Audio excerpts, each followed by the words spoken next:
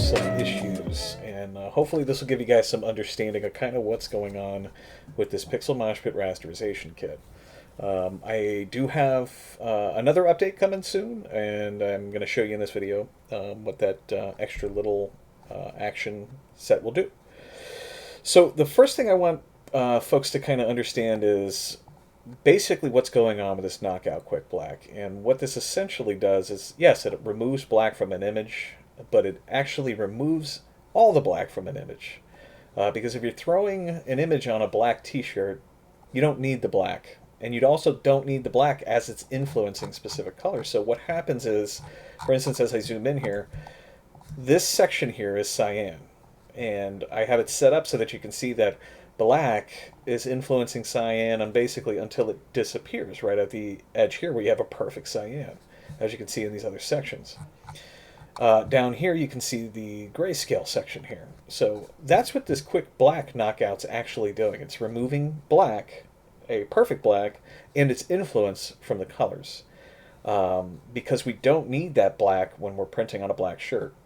Now when we remove that black, in images like this, when the black's removed, you're leaving behind transparent pixels, so the black percentage changes. So the black here is different from the black influencing here, which is about 50% influence. That gives us that darker cyan. Over here where the cyan's perfect, there's no black influence. So that's basically what's happening, and I think there's some confusion because people are trying to knock basically black out of a background and thinking they can do it without having to rasterize, but that's actually not the case. So I'm working on a tool that will take care of that as close as possible. Nothing's perfect. Also, image quality is a big issue too. I see people that they're just basically grabbing images off the internet and trying to turn them into perfect prints. I mean, don't get me wrong, you can get close if you know what you're doing, but there's just so many problems with images like that. It depends on the way you save it. If it's a JPEG, I won't even begin to list the ways and problems that you're going to have with them. So with this image, let's go ahead and just do a knockout quick black so you can see what I'm talking about. So now you can see that moved pretty quick. And it's basically removed black and its influence from all the hues, thus leaving behind, as I toggle this off and on, leaving behind transparent pixels depending on the percentage of black. So you can see here, there's still some green here. It's hard to see without a background. So let's go ahead. I'll put a solid color down. Let's do like a 50% gray here. I'll move it below. And you'll see, let's say if we were trying to print these colors on a gray shirt, like with this gray color here, actually it's going to perform pretty well. But you have to keep in mind, the gray's filling in where the black was. But that's the whole point. So the quick black knockout is working to basically leave behind only colors and your whites. So then we go into the next step, which is, so if we have this knockout, we can choose a way to process. So everybody's been using this the paired knockout rasterization, but you don't actually have to just use these if you're doing a quick black knockout. These tools down here will actually do the knockout and some extra steps for you as far as rasterization. And there's other options that'll leave some of the black behind as well. So let's go in here. We're going to do this knockout rasterize. We're going to do an ellipse.65 LPI. This image should be at 300 dpi if I remember correctly. Yeah, so it's 14 inches at 300 dpi. Very nice size image. So let's go ahead and we'll hit play.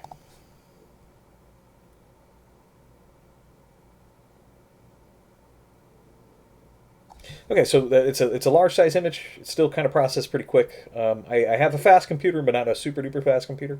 Let's go ahead and turn on our background and we'll zoom in and you'll see we've got these nice faint dots and they're fading out just the way they're supposed to and very limited color loss.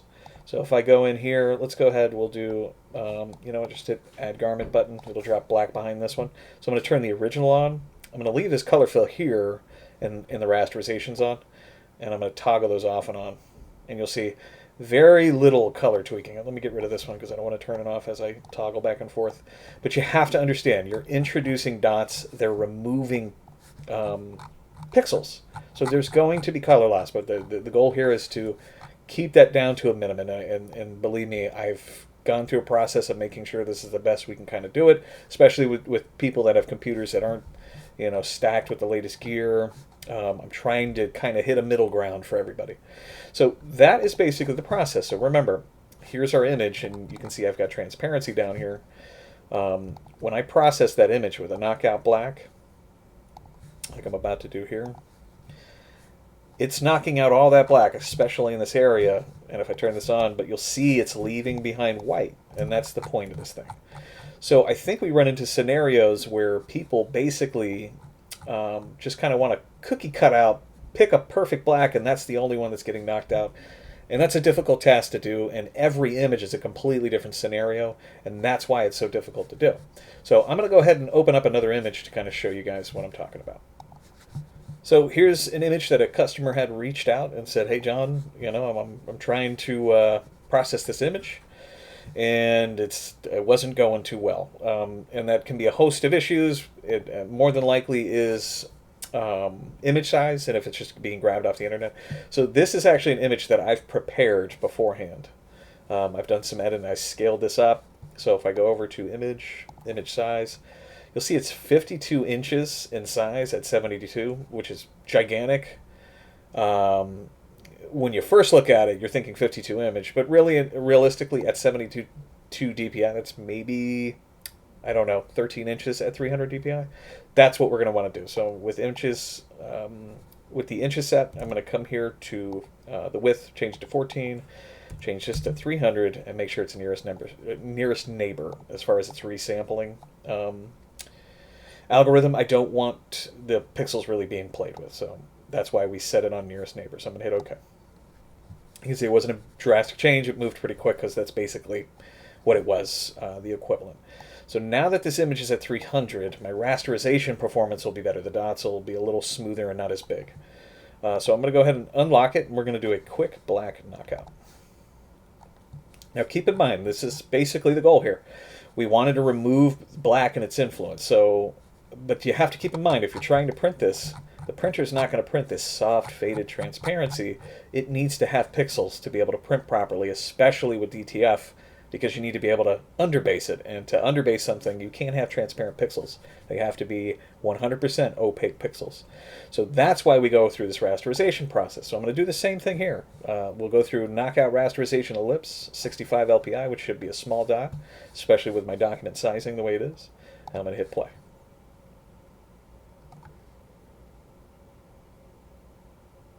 Okay, now that that's done, I'm going to come up here, hit the Add Garment Color button, hit play. So now you can see, and I'm going to drag this so that it's beneath the rasterized pixels. I'm actually going to dump out this knockout black so I can leave the original, and we'll toggle everything off and on so you can see the difference. So remember, I'm doing the best I can to kind of leave you guys with the most vibrant image possible, and I'll give you a little insight and explain how that's happening. So let's toggle off. That's the result, and when I release, you see that the rasterization and the black background are turned off, revealing the original image. So you're seeing a little bit of color shifting. And there's going to be a little of that apparent on screen, but I promise you when it comes print time, there will be very little of that, because keep in mind this image needs to be converted as well. And let's dive in and show you kind of what's happening. So the result that you're left with is the colors that are being half-toned or turned into dots. So I want to zoom in to show you one of the first issues. So this image was from the internet that I scaled up. I bumped up the blacks to make sure they're perfect black, but we're still left with color noise because this image, which was originally saved as a JPEG.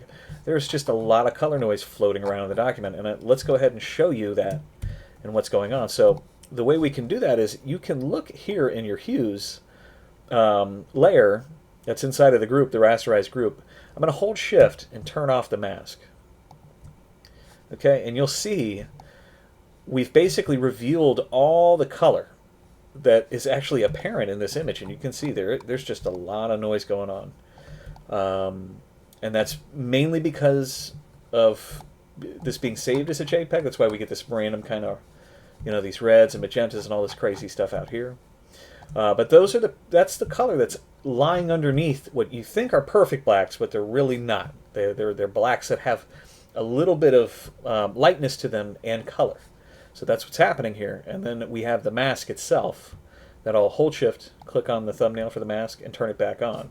And as I zoom in, you can see the mask is applying to that color layer. Let's head into the mask. So I'm going to hold Alt and click the mask. And now you can see the mask is basically just a black and white image. Nothing in between. There are no gray pixels in here.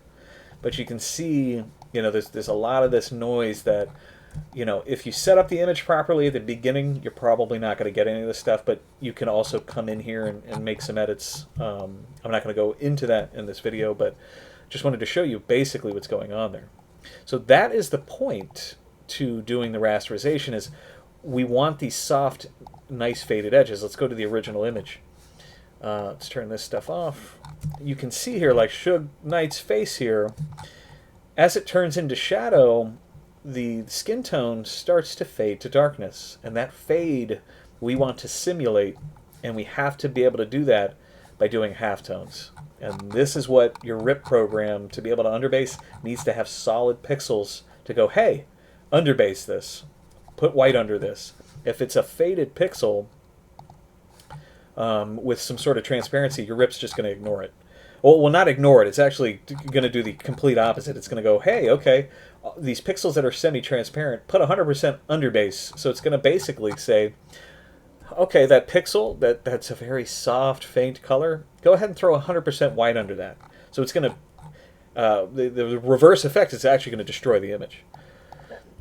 So basically, I've ran into an issue. So folks basically think that, oh well, hey, I'm gonna use this quick black and knock out just this black, and everything's gonna be perfect cut out stencil. So that's basically what I've built here in this new action set that's going to be coming as an update as far as the recording of this video right now.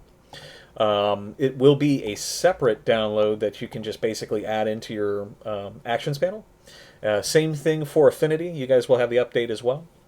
I'm just showing you the Photoshop version today, and it's going to basically work the same way in Affinity. You're just basically going to click the button. So you'll get all the understanding from this video. The performance will be the same as well. So people, I think, are looking for a solution to be able to take an image like this and just kind of cookie cutter out and leave some of that darkness information, which you can do in this rasterization, and I'll show you after. But let's go ahead and process this image. It's called perfect black removal. And what it's doing, it's looking for a perfect black. And by perfect black, I mean a black, as I open up this color picker window, a black that's down here. Mainly it's looking for the one that's over here that has no saturation, and it's just absolutely at the bottom of this color picker window. This here, as I move around, you can see my cursor. If I showed that to somebody on just a document, I put this black in there, they would absolutely say, yeah, oh yeah, that's black. But it actually isn't. This isn't a perfect black. It actually has some of this red influence, and it's kind of bright. And that's the problem. Every image has its issues. The artist creates it some way, a photographer takes a picture. There's just so many variables, and it's very difficult to create actions that work perfectly for that stuff. So I have to figure out a foundational base to start from, and that's this perfect black. So that's what I mean by perfect black. So let's go ahead and run the action and see what happens. It's pretty quick, and you'll see it's basically kind of cut everything out, and you're going to have a very sharp edge to what it cuts out. And let's go ahead, we're going to add a solid color layer. We're going to make it black, and then we're going to drag it to the bottom so you can kind of see the results. So upon first glance, you're probably saying, hey, not a big deal here. It's not a big, there actually is no difference beyond what you're seeing here, a very harsh edge. So some people need that solution, and that's fine. That's what this action's meant to do. It's going to leave you kind of stencils behind, and you'll see what I'm talking about here. Like Suge Knight's head, again. Certain areas are dipping into that black, and we get holes like this. So you got to be careful. That stuff's going to show up. But this is, I think, the best solution I can. And this is a fairly difficult image because of the faded edges, but I think it's doing a pretty good job of leaving as much as it can behind, that people can then allow the printer to take care of some of that black by printing these dark, which are really kind of red-orange tones. Very dark, burgundies, maroons. Behind the printer will take care of that stuff, and anything that basically that perfect black and maybe 20% around that, probably less, is going to be knocked out. So I feel like that's going to help a lot of people. So I wanted to show you another result from the kit itself. So if you come over here, this is the plus black removal function. So let's go ahead and we'll run one of these. Now this one you don't have to do the knockout first. The knockout is really only for this stuff here. So this knockout function works perfectly with these knockout functions. Everything else you can run by itself. You don't even have to worry about doing the knockout.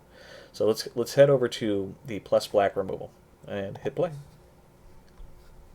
So keep in mind it's I did bump this image up so it's larger. It's going to take a second to kind of run through everything, but as you can see, it's taken care of everything, and it's also left behind that black influence that I was telling you about. And the cool thing is it actually leaves a folder for you, so you can choose what you want to do. I advise with this one, don't print without the black, but hey, sometimes you get lucky. Let's go ahead and turn off that black. And you'll see this one, we actually get lucky. I don't need the black influence in this image, so if I turn it off, you'll see it's just left the hues behind. And it's essentially doing the stenciling, but in this version, it's leaving the halftone dots. So if I turn this on, you'll see it's not bad, but you have to be careful. Some artwork gets a little weird with the colors, and if you remove the black's not tempering them down any. So you do have that option with this plus black removal. It's going to, in the folder, leave you with hues and blacks, and you can basically play around and see what works well for your image. And the cool thing with this one is the blacks, because they're laying on top of the hues that are going to be 100% of a color, they're not going to be transparent. You could take the black and you can actually lower the opacity without having to worry about rasterizing again. So you can actually turn down that influence, which is kind of cool. So I'll turn on the black. We'll bump up the opacity to the black layer 100%. You'll see I can decrease how much I want. So you kind of get a little bit of a color adjustment with that. And that is the plus black removal. So keep in mind, the great part about it is you're going to have a much softer edge versus the update, which will be a separate install. It'll be a folder, and hopefully I'll be adding more to this as well. That's going to be a much harsher edge, but some people need that. And I'm going to hop into another scenario where you can take advantage of that. So this is another customer-provided image, and this is an image that, when I first looked at it, I said to myself, this absolutely doesn't need rasterization. You do not need to print this with dots or halftones. This just needs to basically be cut out, and I think this is the scenario that people are looking for, and I think the problem, you're going to come up here and you're going, okay, perfect, let me unlock this. I'm going to come over here. I see all the black. Let's just hit black to knock out black. And you're going to go, oh, awesome, look, it knocked out the black. Then you're going to come over to add garment color just to kind of see the results, and you go, wow, look, awesome, I got everything, right? But the problem is, keep in mind, there's transparency here. And the next step, they go, well, yeah, that is a problem. If I turn this on white, what happened to all my color? Well, remember, if you're doing a quick knockout, quick black, it's removing black's influence from the colors as well, because we're going to rely on the t-shirt and halftoning to take care of that black influence being introduced back into the colors. So let's go ahead and run that real fast so you can see. Now, keep in mind, I left this image as is. It's 72.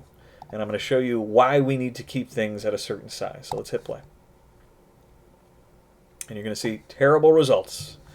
Forewarning. So here's our results. And I'm going to turn on this shirt color layer. We're going to come down to black, and you're going to go, okay, actually not bad, but the second I zoom in, this is just mush. And it's because it's 72 DPI, there's transparency, it's a hot mess. That's not what you want to do. So let's go back. This is our quick black knockout. That's good to go. Let's go up to image size. We're going to go 300. I don't mind it at 13 inches in width. We'll hit OK. That was also set to nearest neighbor. Don't set it to anything else when you're scaling up. So now we have that same knockout black, and because I ran another function, it renamed the layer, so I'm going to come up here to the rerun knockout, make sure I have the layer that I want to rerun, and with that action, hit play. And it's just basically going to relabel that for you so you can run these knockouts. So I'm going to come over here to the knockout rasterization, or rasterize, and hit play.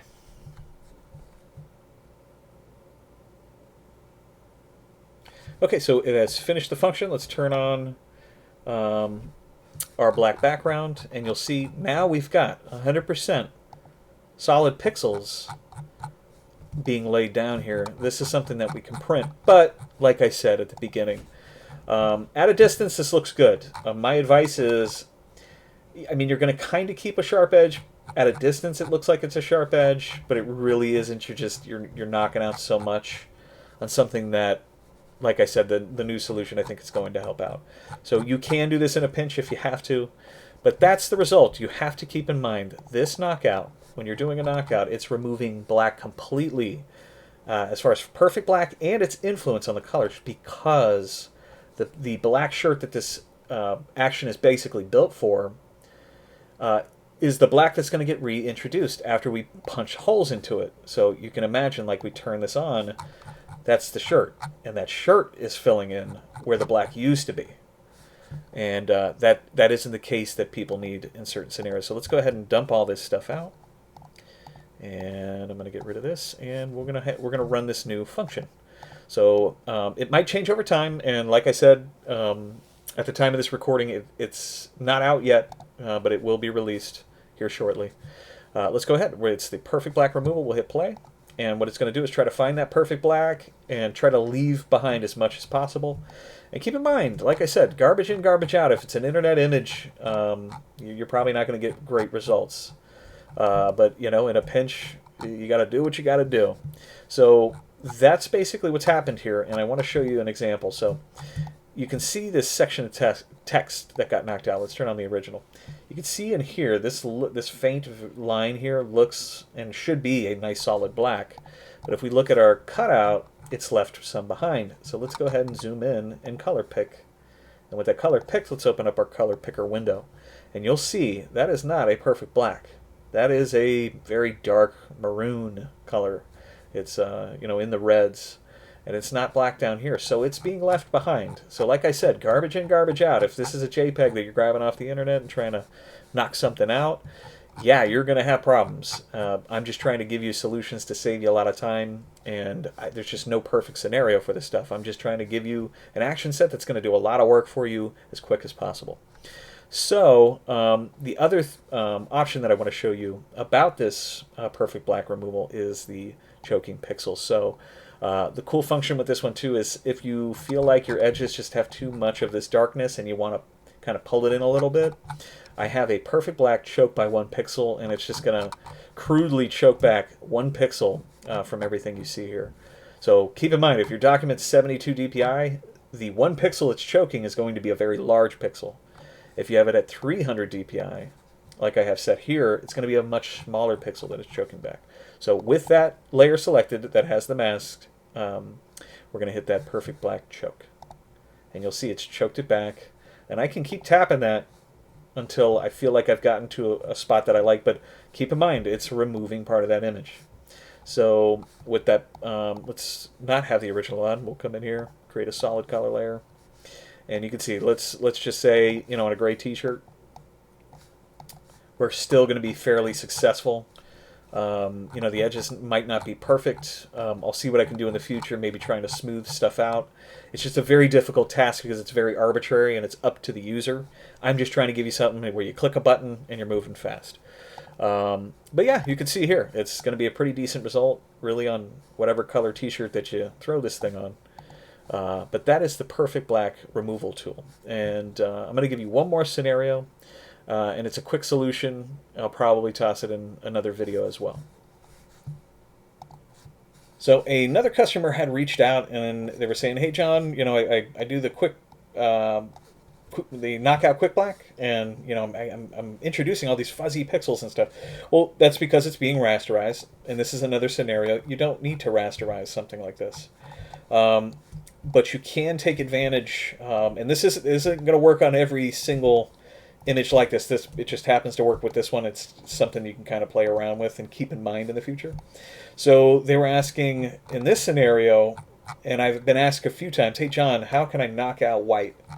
Well, there's a couple ways you can go about it, so I'm going to show you here. The most simple one is just invert your image first and then do a knockout.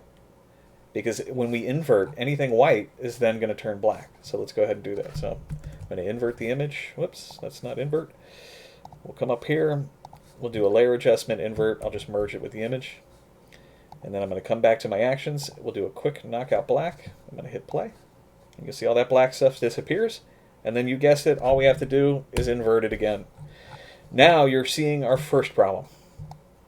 And the first problem is, now we've introduced transparency because we've knocked that white out.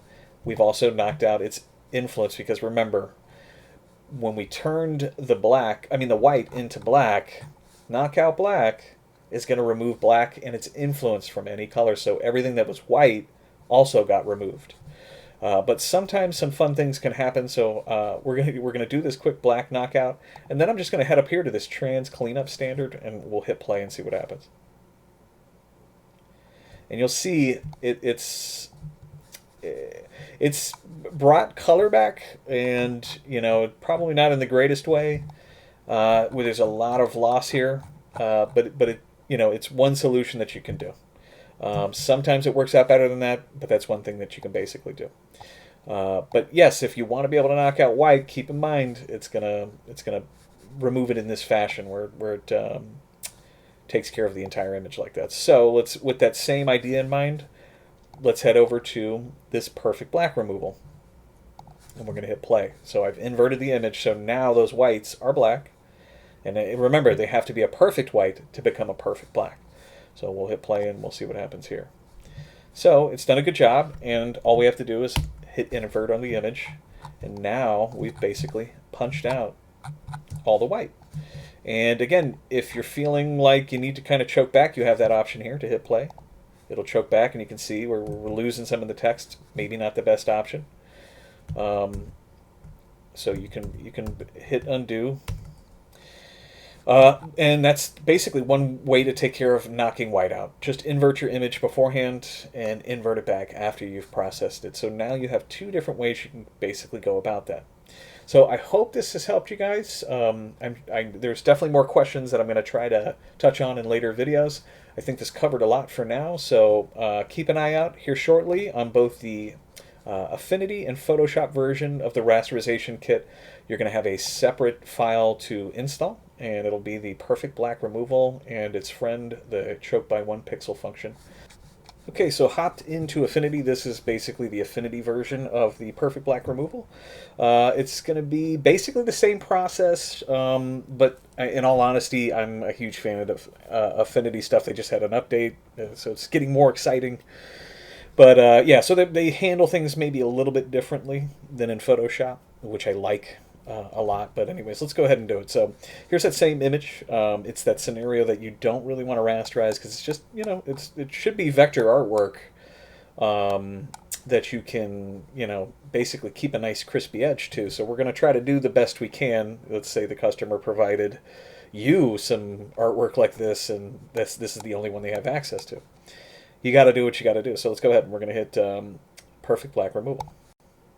So this one's basically just kind of, it's going to do its thing. You can go into the layers and see that it's a mask kind of taking care of the whole situation there. And that's it. It's just kind of run a gun and you're done.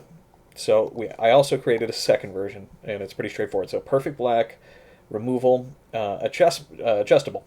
So let's click play on that. It's going to process that, and I don't think I resized the image. Let's just double check. Oh, okay, no, we're good. 300 dpi. So the thing that you need to understand about this one is where it's adjustable is hidden inside the layers. So what you're going to want to do is expand the layers, look for the mask, because that's where the magic's basically happening. And in the mask, you're going to see a layer. It's a Gaussian blur layer that says adjust here. And all you have to do is double-click its thumbnail to bring up the live Gaussian blur. And what's cool about Affinity is I have this set, so Levels is kind of doing some trickery. And all you have to do is bump up the radius to basically decrease live how much you want to remove. So I mean, you can go completely remove everything, but you get it on the fly, unlike in Photoshop. So like I said, Affinity's pretty darn cool.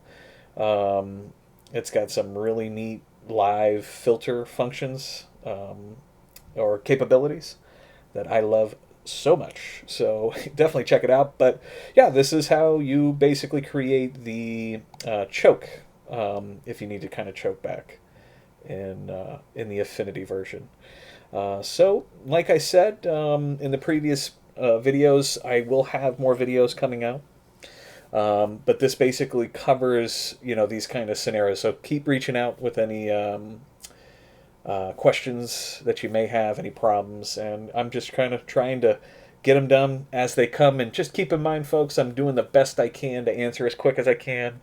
I've had a few scenarios where emails fell through the cracks because I have several accounts trying to organize them, and multiple message thing, the business for Pixel Mosh Pit on Facebook, and then the personal Facebook, and with the updates it gets a little wild, and sometimes things fall through the cracks. So bear with me. I do greatly appreciate all of your patience in me getting back to you guys, but please keep reaching out and hounding me until you will hear something. But yeah, I hope you guys took something from this video. The rasterization kit is available for both Photoshop and Affinity, and can definitely save you a lot of work time, whether it's white toner or DTF guys, and maybe even some screen printing stuff. But yeah, I hope you guys took something from this. I'll see you guys in the next video. Thanks for watching.